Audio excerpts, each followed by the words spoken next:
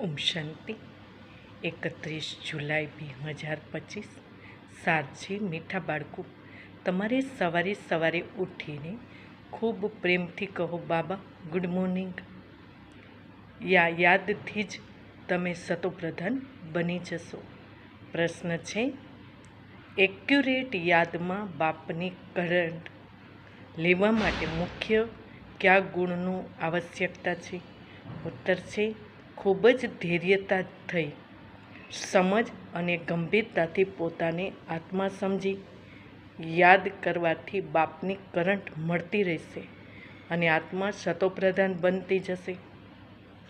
તમને હવે બાપની યાદ સતાવી જોઈએ, કારણ કે બાપ પાસેથી ખૂબ ભારે વારસો મળે છે.